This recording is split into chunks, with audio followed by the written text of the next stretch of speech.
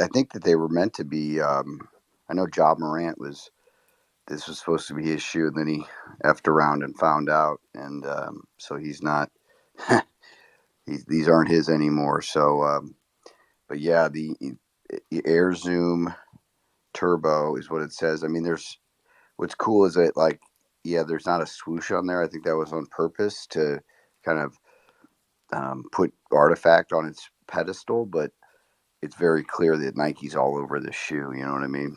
By just having that Air Zoom in there, the Air Zoom Turbo. Yeah, Secure, while we have you up here, this is one thing that's been on my mind constantly since Monolith and the Dunks. How feasible is the flexible LED screens on the Dunks or future iterations? It's not feasible. Yeah, so look, I mean, let people like flood me on the timeline if they want, but just a little context, and I don't want to make this about me, but I've literally worked in every part of sneakers you could imagine, customizing, designing. In the brand side, I've designed shoes, worked with factories in China, Hong Kong, Pakistan. Like, this is like my job.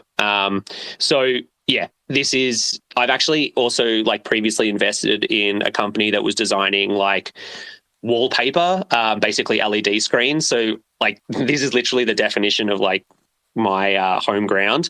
It's not impossible to say that it will be available in the future, but as a material to be able to puncture with stitching and to have like a projection element on it, there's absolutely no chance in hell. I would say that there's ways to do it without making it corny. Like, I think there's a better chance that you have AR, VR elements built into it, and that the skin vial that you own or connect to your Dunk will then give you a production version that looks different. It's just not going to be screens. That's just like digital wizardry that was done as like a marketing collateral. Like, I don't think people needed to take that so serious. So yeah, look, on my side, I'm very happy to be proven wrong. It's been a long time since I worked at Nike, but I've still got a lot of friends there.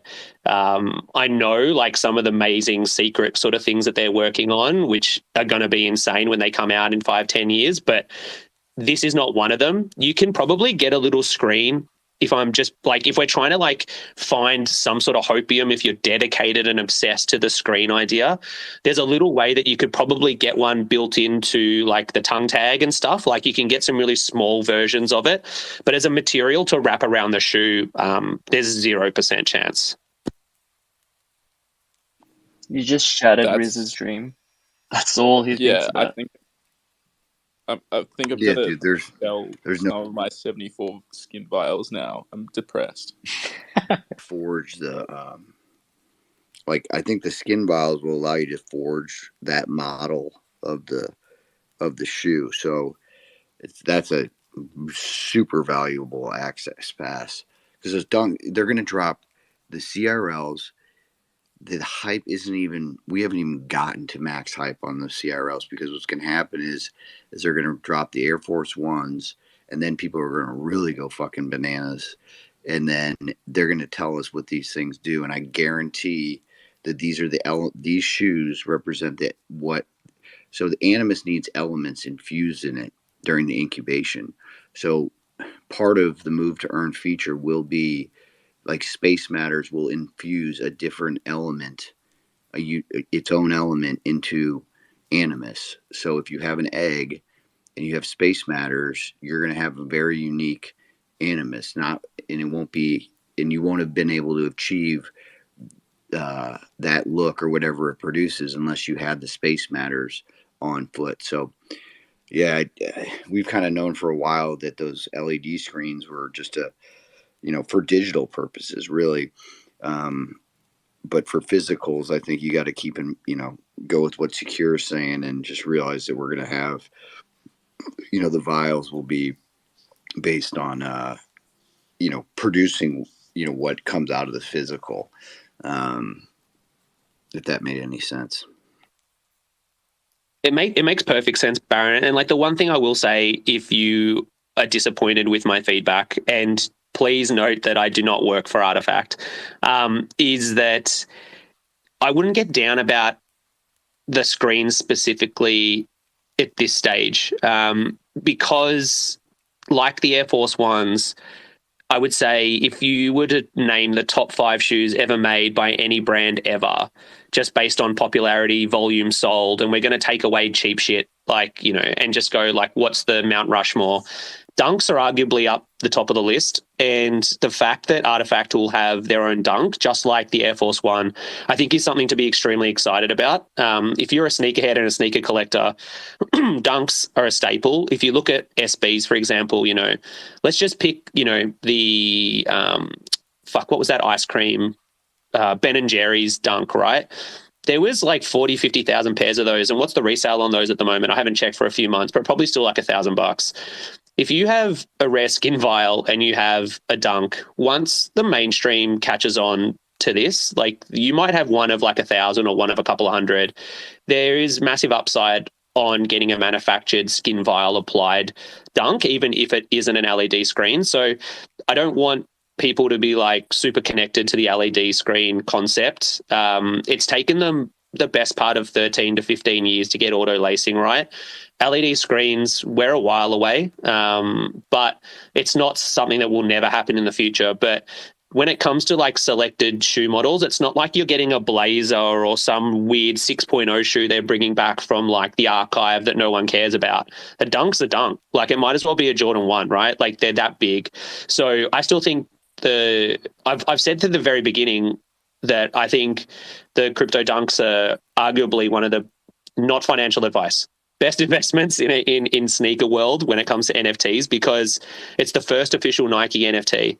And I think that if you cast your mind back to the very first, you know, SBs, the very first Jordan 1s, those things have provenance, like, you know, obviously punks and whatnot. So if you, for like 0.12 or 0.11, whatever it is now, I got fucking wrecked on Monolith 2. I'm one of those people who bought the ATH and basically just paid, you know, more than my car's worth for a chance to buy crypto kicks, which was my fault. But if you look at like that small investment compared to like what that could mean, my only hope is that we don't have to burn these things to get our dunks. But I still think it's worth being excited about. So, I'm just can't pronounce your name, sorry. But if I ruined your hope on the screens, I'm sorry.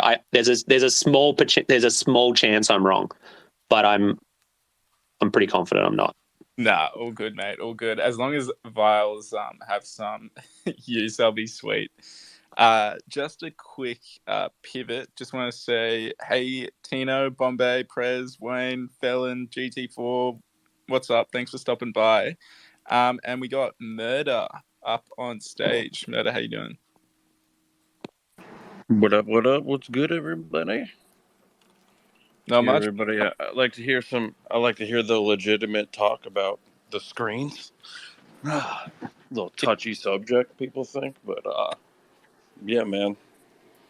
I definitely think, like, as far as practicality goes, it's a little early to be expecting that. I don't think it's unreasonable to think that they would be there. And if it's like a full cop out, like, oh no, those were on the digital versions, that's just kind of bullshit.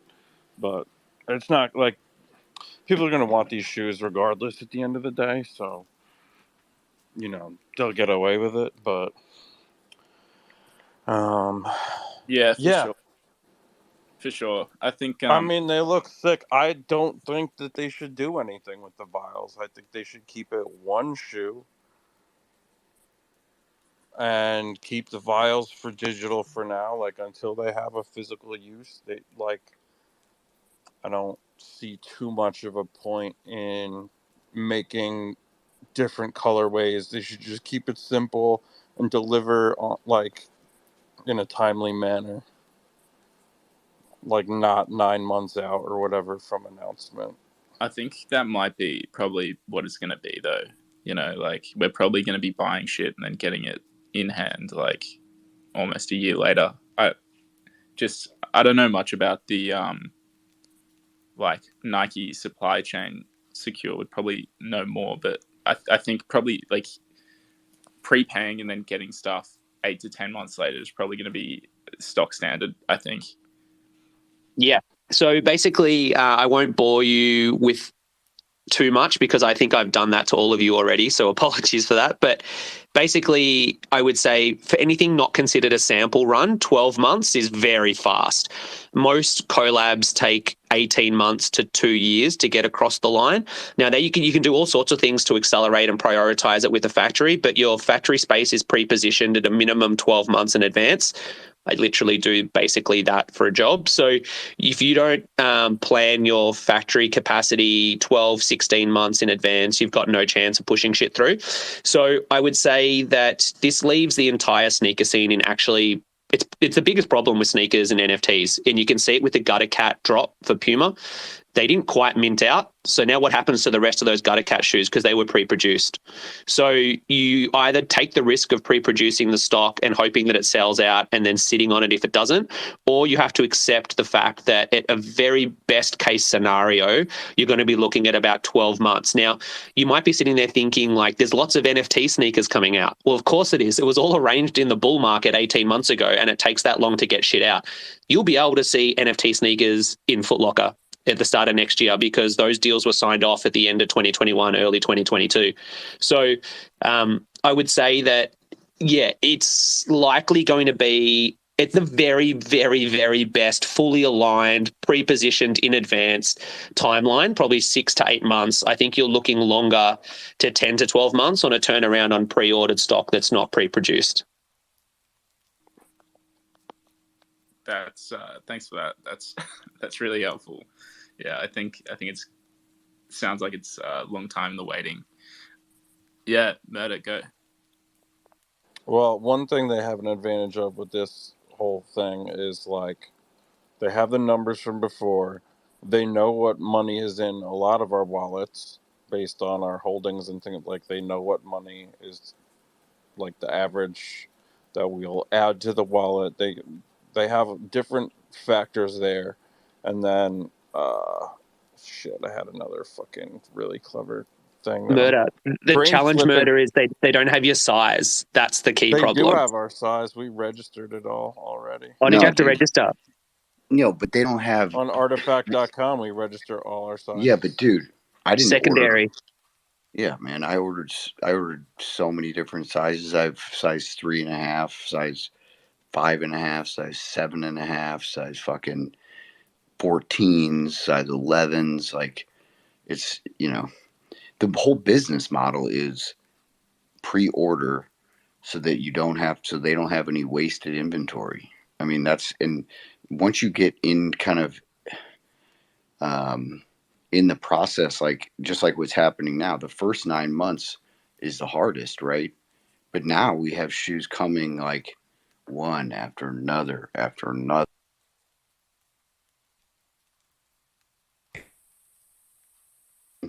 You're going to have like these shoes. Next thing that's coming is Air Force Ones. Then they're going to forge they said the forging for the Dunks is happening this year. Or at least. Yeah, they got to make that. They got to make that quarterly, the end of year, Well, dude, they got to make some money. But you got to get these things on feet so you stop thinking about like them trying to like take our money, dude. Take my money. I'm a fucking customer. We are customers, man.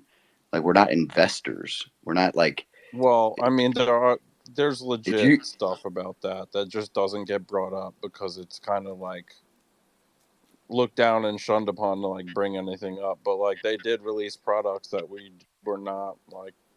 Well, we were kind of that CloneX was kind of given the shaft on the availability for it. For what? Well, for instance, the Rimowa luggage. That's one. Like the jerseys. There was only 888 pieces. The jerseys were free. Like, dude, what do you want? Like, you could have bought. How many crypto kicks did you get? How many crypto? I still have my monoliths. I didn't open any. Right. So you're not even buying this shit. So why do you care? Like, dude, you got to get out of your own way. The crypto kicks? What are you talking about? I'm not buying this shit. I bought hoodies, bro. I bought shit from season 1. I spent more. Like I spent. What are you so upset about? To me, was a lot of money about it. It's not that I'm upset about it. I'm upset. The thing that upsets me about it is like like people talk like, oh, we're just customers and shit like that, but it's like we were given the shaft on the utility for being a holder, and the market reacted to that accordingly. Like, dude, these right? shoes that I ordered for 400. I have the blackouts. They were $380 fucking dollars. That's it, dude. A pair of Jordans is $220 plus tax. So call it $240. Yeah, I'm not talking about Okay, those. so I'm now just I can saying, like, flip these. there's But been no, other listen to shit me. going on. I can flip these shoes for $2K easily. Okay, because they haven't even fully released all the things that these shoes can do. That's almost the price of. I'm gonna have made my money back on what the mint price was of a clone in 2 pairs of fucking shoes. Like, I just don't understand your logic. I really don't understand. Like, you saying clones got the shaft is like because like apparently you had There like were situations where we got shafted on, bro. It was like, dude, they're not it going to just gets print. majorly overlooked. Well, I think that you're stuck on it, and I would encourage you to just like look at all the positives. Like, if you just look at the negatives, like what Ramoa is not going to make I 20,000 don't bags. just look at the negatives, bro. But like, it's a brand thing. It's like, this is like. But dude, Artifact. Yo, listen, look. Ramoa is its own company. Okay, they collabed with Artifact. Artifact didn't get to pick the fucking supply. Like, Ramoa has a say in that. It's their brand too. They're not trying to dilute their shit, right? Didn't that go? But that went to public, and what did like CloneX got? What, a double raffle in that? I believe I'm definitely butchering this on like what it actually was and like which thing it was. But there were instances of like where we were told basically we got a 2x raffle, which offers no more utility than just having 2 wallets and going in. Like, because Ramoa is not going to say that they want these things out into normal people land, not just fucking Web3 degens, man. Like, it's just the way it works. They got a say in how they were released, right? They want people that are actually going outside, not just sitting in their basements. You got to spend ETH to get it, and there was no credit card usage. We're talking about one. You're talking about one item, dude. We had full access to CRLs. If I can, season 1. If I can jump in here, I think like it's like it has not been a perfect execution across the board. However, what I will say, as someone in the audience who got destroyed by buying a monolith, and I could have bought 3 clones for what I spent on my monolith too, I think like the optimistic upside here is that now that the product is all shipping and everything continues to move forward, that the hope is that essentially we learn from our mistakes. Now, on the side of Ramoa, Ramoa being a high-end luxury brand was never going to make more than 1,000 odd. And I guess the one thing that always comes up in these conversations is like no company is ever going to exist very long if all you do is ship to your 10,000 customers or your 20,000 customers. And I think you have to, when you're partnering with a third party like Ramoa, acknowledge the fact that there's people that are fans or collectors of Ramoa who don't give a shit about clones who might have wanted the luggage. So I think that being a clone holder is inevitably going to continue to provide benefit. One thing that I see in the future and that I hope happens is that Nike signing this EA Sports deal. Like, I want to play 2K as my clone eventually. Like, that's the kind of thing I'm looking forward to. I think clone holders have been rewarded. I would argue if you were smart enough to get a pigeon and you actually minted or got your mint vials, that there's few ecosystems outside of Yuga that have rewarded as much value as CloneX. I just happened to get a bad jump-in point. But I think that these forging exercises and whatnot will continue to provide value. If you're looking at secondary already, although it's very early for secondary, and I want people to understand that you can fake these sale prices on eBay and StockX. Now, Barron's right. We know that people are buying them for some of these prices, so that's legit. But you can fake these prices. A lot of people will sell 3 or 4 pairs on eBay to themselves to set a price on a small supply of product. It happens all the time. But yeah, I think no ecosystem is perfect. We're all still learning in this shit together. Like, we've been buying NFTs for 2.5 years. So I think there's going to be a combination of being rewarded for holding a clone, but there is no way for CloneX to grow the way that Nike will expect them to exclusively reward clones. I think it's just an inevitability that doesn't happen, because they're going to need 50,000, 100,000, 500,000, 1 million customers when it gets to the scaling that they would expect for this brand to grow into.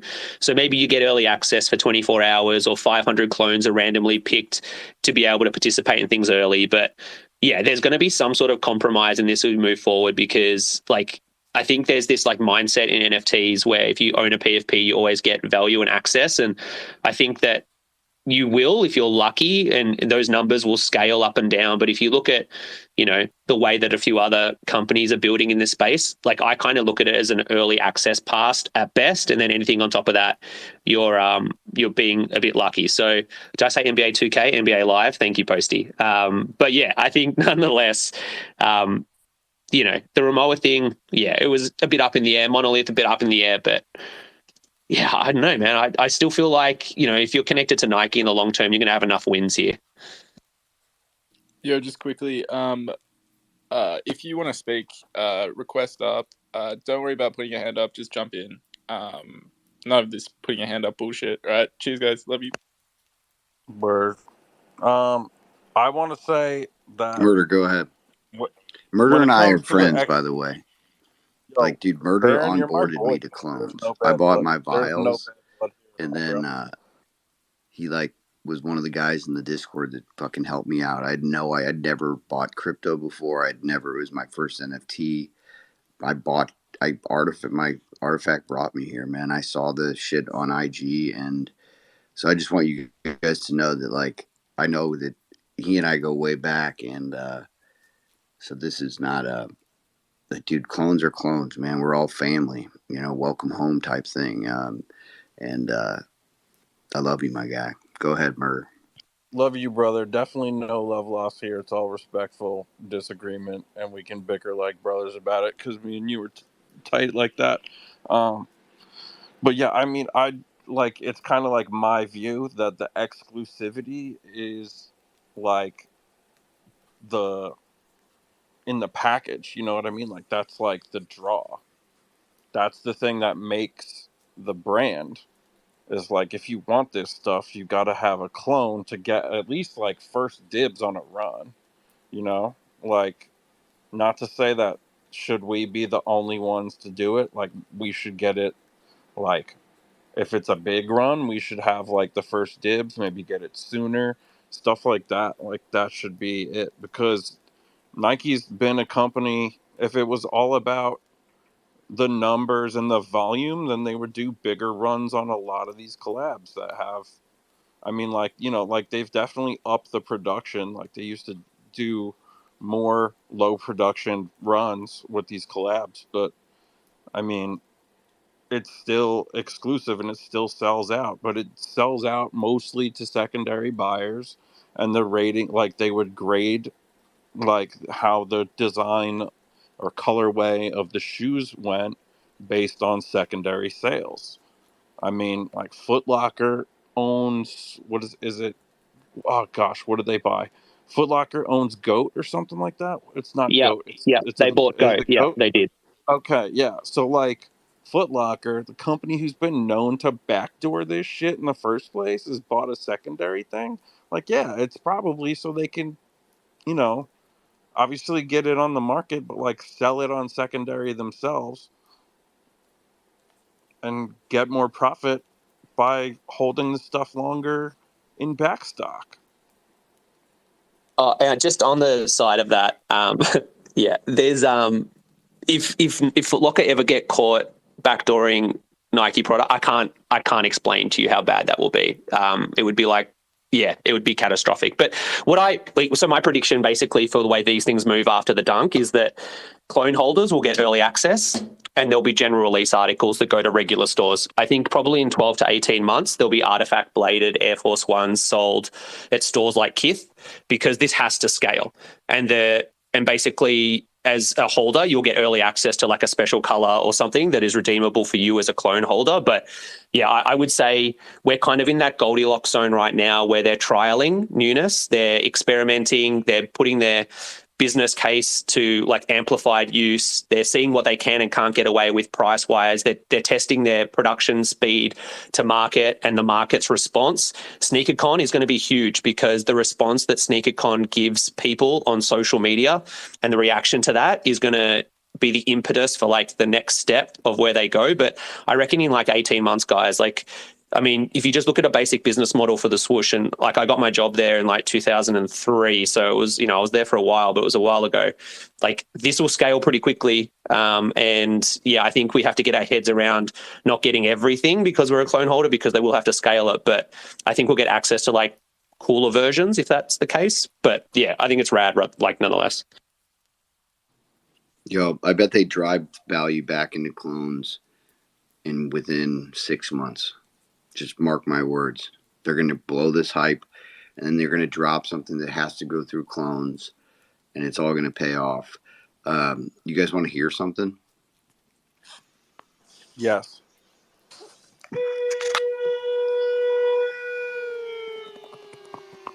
Bro, are those your shoes? Wow, that sounds so cool.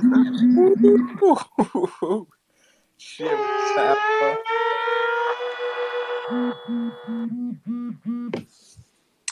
It's awesome. I'm going to talk Uno with that next time we get brunch. Oh, my God. So when you do that with somebody and you're showing them your shoes, they can hear that F1 engine, the Trillium Lace engine, firing up. And the haptic feedback tells you that they're done tightening, so that you know whether you want to make them tighter or not or loosen them up. It's like, oh, okay, that's a little too much. And you dial it back. You want me? I'll dial. Hold on. Here. Let me just dial this. I only got one pair.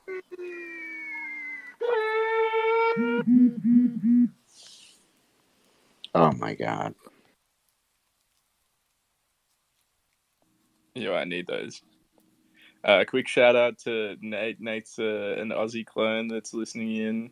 Welcome to all the other clones. If you're an Aussie clone, hit us up after. Jump in the Twitter chat that we have going. We're planning a meetup for 30th of September. Dill's also in here. I think I invite him to speak, but he's a bit busy. We're probably going to wrap soon. But does anyone have any last things they wanna chat about? Request up or just go for it. Well, just thanks to everyone for coming on. And we're trying to make this a regular thing, so hopefully you can join us at this time every Sunday. Awesome. Thanks, guys. Well, we'll see you next week. Thanks for chatting, Secure, Baron, Murder, Posty, PMAC. It was good to hear from all of you. Hopefully we can get some of the others up on stage next time, hear some more about our CRLs, and hopefully the Aussie clones will have them next week. See you guys. Bye. All right.